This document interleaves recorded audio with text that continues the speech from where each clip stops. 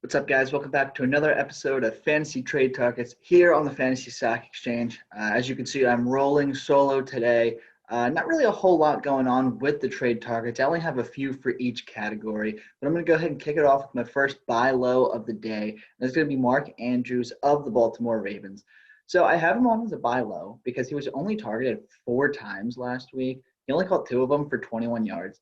He goes into week 7 on a bye, and coming off of a disappointing week into a bye is usually a pretty decent time to go out and buy low on a player. So as you know, Mark Andrews is an elite tight end. He's top 3, top 4 at the position. But if you look at his statistics this year, he's either had a massive game or a total dud of a game. And when I say total dud of a game, I mean there's been a couple of games where he's had 4, 5, 6 points, and that's not going to get it done as a top 3, top 4 tight end. So there are definitely better days ahead for Mark Andrews, but just know what you're getting yourself into if you do decide to buy low on Mark Andrews. But heading into a bye, there's a lot of people out there that are going to be very needy at the tight end position, and maybe they're more willing to part ways with Mark Andrews than they were before, since he's coming off of that 4.1 PPR point performance this past week, especially in a game where it was kind of back and forth with the Eagles. I mean, granted, the Eagles really made a run towards the end of the game, but you'd still expect Mark Andrews to be a little bit more involved when the team is putting up more than 30 points on the board. Nonetheless, Mark Andrews, as I said before, he's an elite tight end. He's top 3, top 4 at the position. If you can go out and get him, sure, you're not going to have him for this week, but if you're going to buy low, it's going to have to be before this week, because no one's going to want to trade Mark Andrews when they can actually put him into their lineups. So Mark Andrews is going to be my first buy low of the day, and I think he's a pretty damn good one. So the next one I have today is going to be a sell high candidate, and it's going to be Kenyan Drake. So Kenyan Drake went off against the Dallas Cowboys. I mean, 20 rushing attempts, 164 yards, 2 touchdowns. He was held to 0 catches, I believe, on a couple of targets.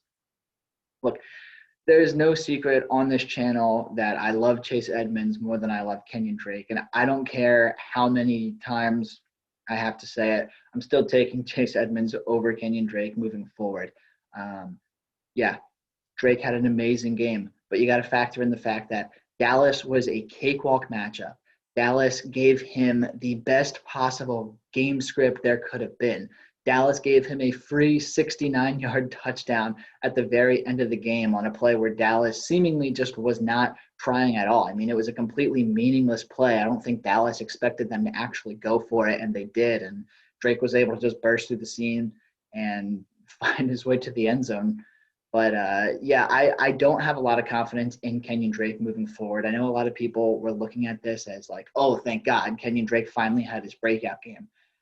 I'm really chalking this up to just a really good matchup and a really good game script. Moving forward, if you can sell Kenyan Drake at a premium, because people were buying Kenyan Drake in the 2nd round or maybe early 3rd round in a lot of drafts this year, if you can get a 2nd or 3rd round return value on Kenyan Drake at this point, I 1,000% would, because this is going to be his highest scoring game of the year. I can almost guarantee it. The schedule gets a hell of a lot tougher down the line, which is going to force Chase Edmonds more into the game because they do prefer using him as the pass-catching back. I just can't imagine a world where Kenyan Drake is going to be putting up RB1 numbers every single week. And I think he's going to put up a lot more low-end RB2, high-end RB3 numbers than anything moving forward, especially next week.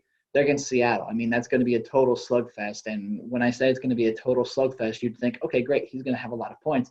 I genuinely think Chase Edmonds is going to go out there and outscore him in this one, which is another reason why I want Kenyan Drake off of my team, especially if I can get a big value. So he's probably my favorite sell high target for the week. My next buy low for the week is going to be Aaron Rodgers. So Rodgers was awful against Tampa Bay, like absolutely horrendous. 160 yards, 2 picks. I believe he had 2 rushing attempts for 14 yards, something like that. It's not going to be an easy task trying to get Aaron Rodgers from someone, especially since he has been playing MVP caliber football up until this point.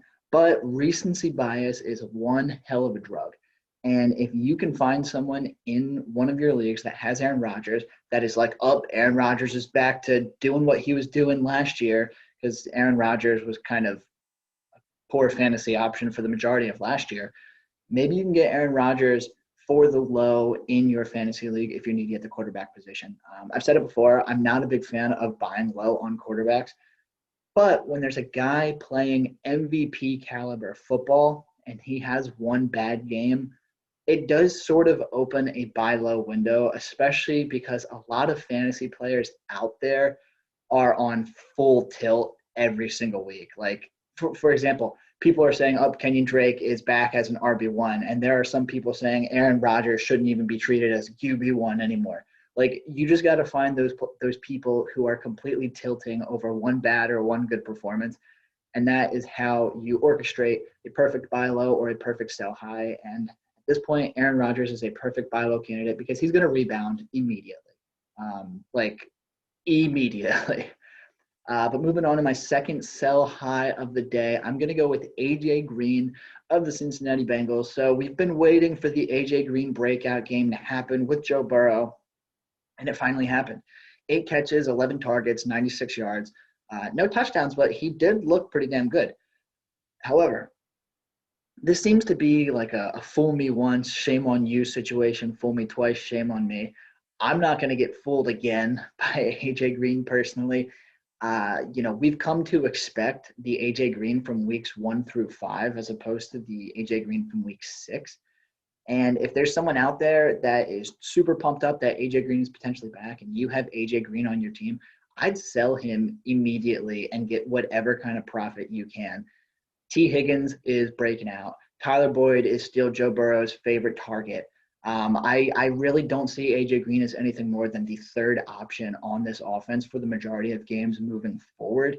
Now, don't get me wrong. There's definitely a possibility that this could mean A.J. Green is back. Maybe he was just in a 5-week funk. I don't know. But I don't want to bank on something like that, especially because at this point, A.J. Green's probably not one of your main receivers on your roster, so you could probably afford to part ways with him if you need to improve at a different position, or if you need a couple depth pieces, or if a really important player of yours is on a bye this week and you just got to do something.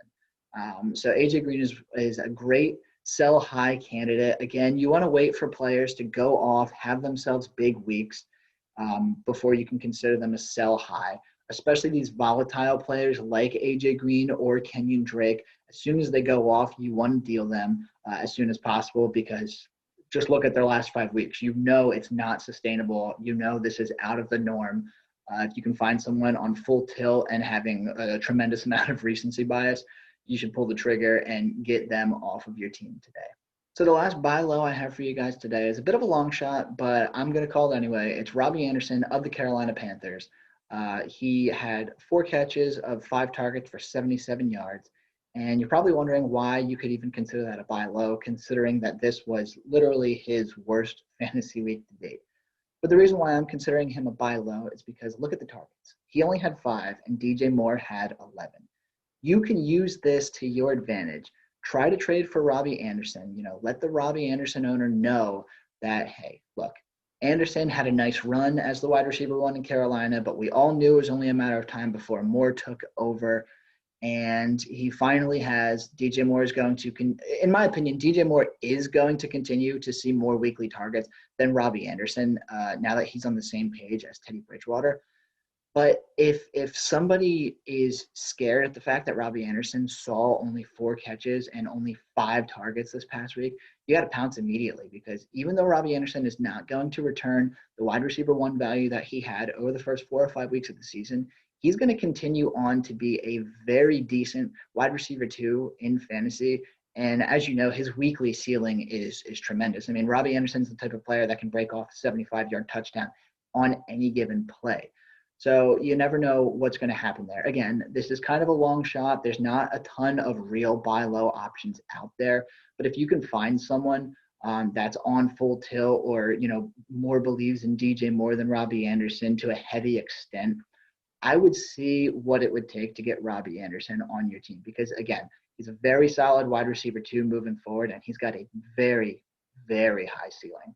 So I got one more player for you guys here today. It's another sell high, and this one shouldn't come as a surprise to any of you, and that's going to be Christian Kirk of the Arizona Cardinals. Now, if this is surprising to you, let's take a look at the stats.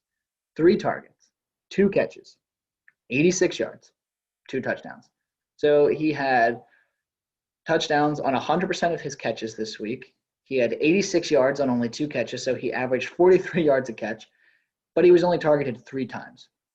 The thing with Christian Kirk is he's averaging less than 5 targets a game. He's got 24 targets through 5 games in a very explosive, very high-octane offense. And I feel weird saying this, but it's something that I want absolutely nothing to do with whatsoever.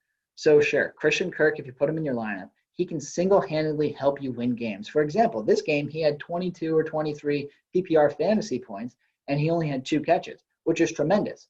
But what happens when he doesn't hit that home run ball? He's going to end the week with 1 or 2 catches and like 20 or 25 yards for you, and he's probably going to help you lose that week. Christian Kirk is way too volatile of a player for me. He is arguably not even the third priority receiver on his team. You know, he's behind DeAndre Hopkins. He's behind Larry Fitzgerald. Him and Andy Isabella are constantly back and forth. Then you got Chase Edmonds in the mix. Christian Kirk is just one of those guys where coming into the season, I wanted absolutely nothing to do with because of his volatility. And moving forward is still a guy that I want nothing to do with because of his volatility. If you can find someone that really wants Christian Kirk, that takes a look at his PPR points and says, wow, Kirk just had 23 points in 1 week, 2 catches or 2 touchdowns, 86 yards. That's fantastic. I got to get him on my team. You better go and trade him immediately because, again, Christian Kirk is one of those players. He's either going to get you, 18 to 22 points, or he's going to get you 2 to 4 points, and that is just not a weekly gamble that I'm willing to play. And looking forward at the schedule, I mean, sure, this weekend they have Seattle, which is a great blow-up spot for any receiver. But you can only realistically put him in your lineup if he has that absolutely perfect matchup. Any other time, you cannot get him into your lineup because it's just too risky. And I genuinely mean this when I say it, he can contribute massively to you losing a game. He can contribute to you winning as well. But yeah, it's just not a gamble that I'm willing to take weekly. And Christian Kirk is just not a guy that I'm comfortable with slotting into my lineup on any given week. Again, there's maybe 2 or 3 weeks that I'm looking at on the schedule, this weekend at Seattle included, where I would toy with putting him into my lineup if I absolutely needed him to. But the volatility with him is just terrifying, especially since Andy Isabella is essentially the same type of player. You never know who's going to catch the home run ball in that offense. So I'm not banking on Christian Kirk moving forward. So there you have it. That's going to be it today here on the Fantasy Stock Exchange for my fantasy trade targets ahead of week 7. We are buying low on Mark Andrews, Aaron Rodgers, and Robby Anderson, and we are selling high on Kenyan Drake, AJ Green, and Christian Kirk. So if you're not doing it already, feel free to subscribe to the channel, hit that like button, and send us some comments. Let us know who your favorite fantasy trade targets are ahead of this week. And if you have any start-sit questions, feel free to check out the video that was posted yesterday. Bush every week is coming out with those start-sit videos. They're tremendously helpful. I watch them every week to help set my lineup. And if you need help setting your lineup, I think you definitely should too. Thanks again for tuning in today, guys, and I will catch you guys next week.